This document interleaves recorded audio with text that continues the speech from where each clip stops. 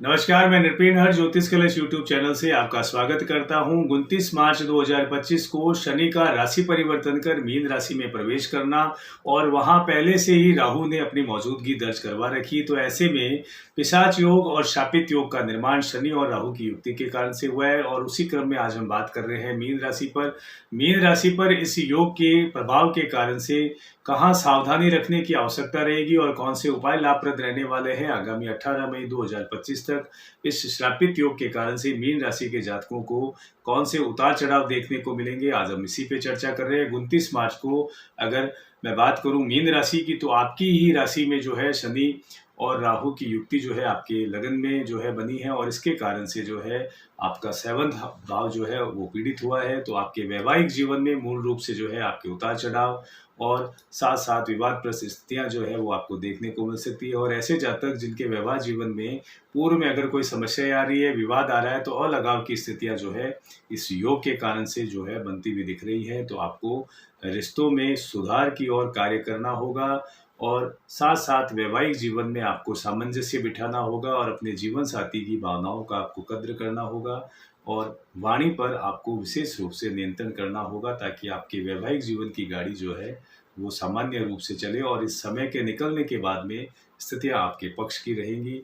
वहीं आपको 29 मार्च की अगर मैं बात करूं, शनि के राशि परिवर्तन करने के साथ ही आपके साढ़े साथी का दूसरा चरण जो है वो शुरू हो गया है और दूसरे चरण में जहाँ शनि ने आपको प्रथम चरण के अंदर आपको अवसर प्रदान किया और उन अगर अवसरों में आपने कुछ किसी भी प्रकार के अनैतिक तरीके से अगर आपने कुछ कार्य किया है तो उसका खामियाजा आपको द्वितीय चरण में जो है आपको चुकाना पड़ सकता है। और अगर आपने धर्मपरायणता के साथ में अगर प्रथम चरण को निकाला है तो द्वितीय चरण में आपको ऐसी किसी समस्याओं का सामना नहीं करना पड़ेगा, क्योंकि शनि जो है वो कर्म फलदाता है, आपको अपने कर्मों के अनुसार जो है वो फल देते हैं। तो आप फर्स्ट जो आपको साढ़े साथी का प्रथम चरण था, अगर आप वहाँ धर्मपरायणता के साथ में जो है अगर आपने कार्य किया है तो द्वितीय चरण से आपको घबराने की कहीं आवश्यकता नहीं है। लेकिन आपको इस योग के कारण से मानसिक चिंताएं आपको रह सकती है, बेचैनी आपको रह सकती है, उलझने रह सकती है, कन्फ्यूजन की स्थिति में जो है आप 18 मई 2025 तक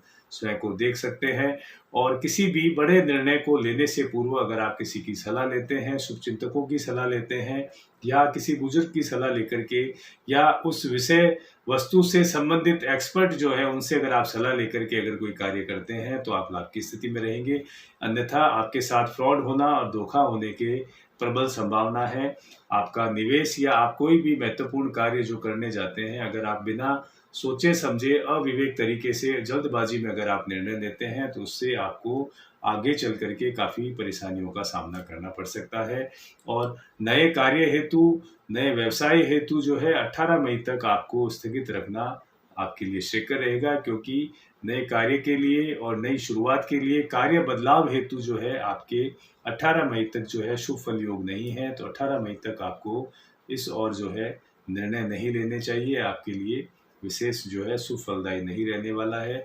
और आपके अंदर जो है मूल रूप से जो है आत्मविश्वास जो है वो अब बढ़ चढ़ कर रहेगा और हड़बड़ाहट जो है वो आपकी बढ़ सकती है। जहाँ कॉन्फिडेंस आपका चरम सीमा पर होगा तो आप हड़बड़ाहट में, जल्दबाजी में कुछ गलत निर्णय ले सकते हैं।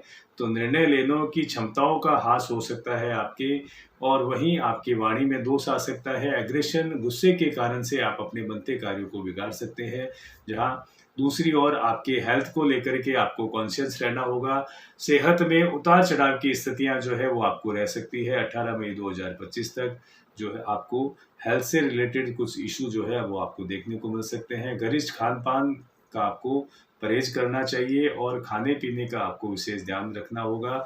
व्यापार क्षेत्र की अगर मैं बात करूं, अगर मीन राशि के ऐसे जातक जो स्वयं का जो व्यापार कर रहे हैं तो वहां ऐसी कुछ समस्या इस योग के कारण से नहीं है।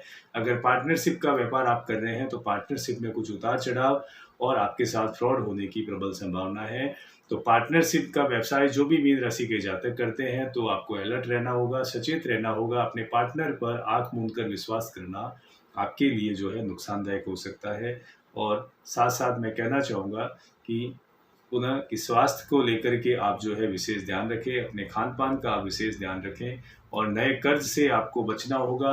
वहीं आपके शत्रु और विरोधी जो है वो आप पर प्रबल हावी हो सकते हैं, उनकी संख्या में वृद्धि हो सकती है। कर्ज जो है आपका बढ़ सकता है। तो आपको यहाँ नए कर्ज से बचना होगा, वहीं आपको फिजूल खर्ची से भी आपको उस व्यय को बचाना होगा और नए निवेश हेतु जो है ये समय जो है आप स्थगित रखिए। 18 मई 2025 के बाद में अगर आप कुछ निवेश करना चाहते हैं तो अपने विवेक और अपनी कुंडली के पूर्ण आकलन के बाद में आप करें तो लाभ की स्थिति में रहेंगे। अगर आपकी कुंडली कमजोर स्थिति में है तो आपको विचार करना चाहिए और उसे स्थगित करने में ही जो है आपको लाभ की स्थिति रहेगी।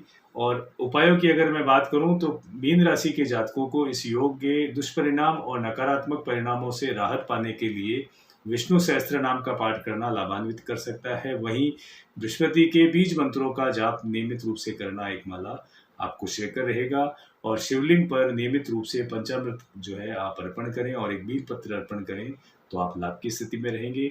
एक नए विषय और एक नई राशि के साथ में बहुत जल्द आपसे मुलाकात होगी। तब तक के लिए मैं नरपेन हर्ष बहुत बहुत शुभकामनाओं से आज्ञा चाहता हूँ। नमस्कार।